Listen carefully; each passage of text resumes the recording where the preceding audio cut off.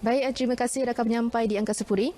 Dalam memastikan rantaian COVID-19 berjaya diputuskan, Perintah Kawalan Pergerakan kini diteruskan pada tahap 4 iaitu sehingga 12 Mei depan. Polis Diraja Malaysia terus bersiap siaga dalam mendepani situasi ini sejak PKP tahap 1 dilaksana. Jadi untuk lebih suluhan bersama saya ketika ini adalah Ketua Polis Negeri Sembilan, Datuk Muhammad Mat Yusof. Apa khabar, Datuk? Baik, Alhamdulillah. Baik, Datuk. Bagaimana dengan penguatkuasaan serta strategi pihak PDRM bagi Perintah Kawalan Pergerakan pada tahap 4 ini di Negeri Sembilan? Okay, hari ini hari terakhir PKP tahap 3 dan esok kita akan masuk ke fasa baru dan seperti mana biasa juga pihak PDRM akan terus berusaha membantu Kementerian Kesihatan dan juga semua agensi lah yang terlibat untuk kita putuskan rantaian COVID-19 ini dengan mengadakan aktiviti-aktiviti ataupun tugas-tugas yang telah ditetapkanlah seperti mana daripada awal dulu. Kita ada sekatan jalan raya, kita buat snap check, kita buat pemantauan di premis-premis tertentu, buat takapan-takapan tertentu kepada mereka yang ingkar. Tindakan kita berterusan, tak ada nak berhenti lah ni walaupun dah masuk cuma dah masuk tahap yang keempat ni. Cuma mungkin ada beberapa kelonggaran yang kerajaan telah umumkan daripada tahap 1, tahap 2, tahap 3 dan mungkin tahap keempat ini pun mungkin ada perkara-perkara baru yang mungkin kita akan dimaklumkan. Jadi kita akan patuh ataupun kita akan ikut. Pihak kami akan terus menguatkuasakan apa juga arahan yang telah dikeluarkan oleh kerajaan bagi kita menjamin agar situasi COVID-19 ni dapat dibendung. Baik, Datuk. Bagaimana pula dengan persediaan pihak Datuk untuk gerak Malaysia bagi memastikan perjalanan mereka yang terlibat ni hanya untuk tujuan yang dibenarkan saja?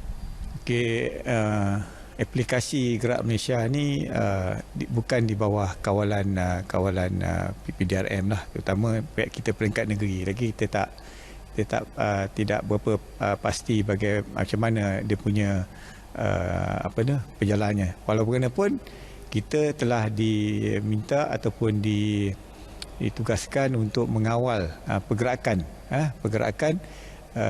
masyarakat daripada luar bandar ke bandar, balik kampung, dari kampung balik ke tempat asal bekerja. Itu yang jadi kita akan tengoklah mungkin pihak kerajaan ataupun pihak agensi yang bertanggungjawab untuk sort up dia punya pergerakan ini akan mengumumkan bila sebenarnya mereka boleh bergerak kan. Jadi kita di bawah ini di kontijen di daerah-daerah akan susun atur strategi kita.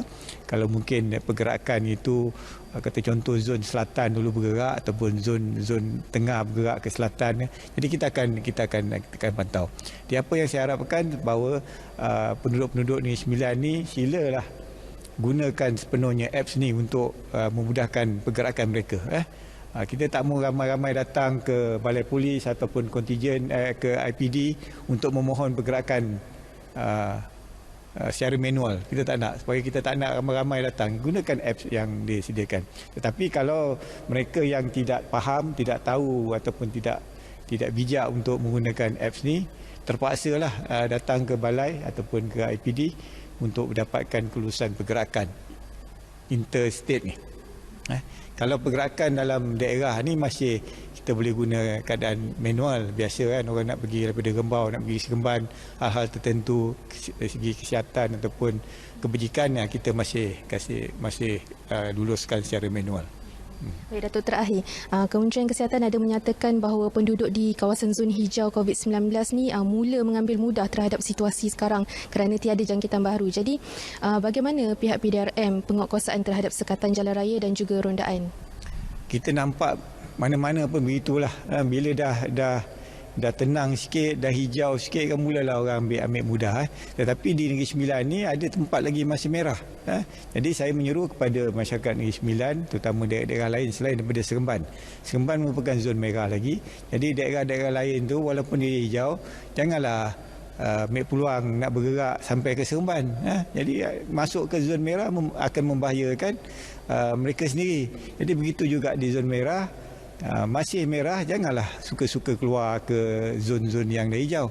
Jadi kita masih pentingkatkan kawalan kita di zon Seremban lah, di daerah Seremban, sebab Seremban masih merah lagi, terutamanya di kawasan Senayan. Walaupun keadaan ni agak dah tenang dah dalam seminggu ni, dan nampak keadaan itu ada penambahbaikan, dah tenang, penambahan kes pun sikit-sikit 2-3 kes. Jadi ini telah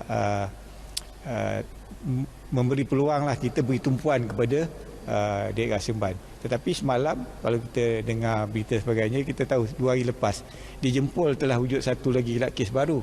Walaupun dah seminggu dah tak ada kes, tiba-tiba ada satu lagi kes. Jadi ini yang menyebabkan kita kena terus pantau, dan kita menyeru pada masyarakat supaya kawal lah keadaan. Jangan terlalu gairah walaupun dah hijau. Terima kasih. Terima kasih banyak, Datuk. Baik, sekian saja dahulu lintas langsung dari Negeri Sembilan. Selaras dengan Perintah Kawalan Pergerakan, stay at home, duk ontok-ontok kat rumah dan sentiasa jaga kebersihan diri. Kembali ke Angkasa Puri.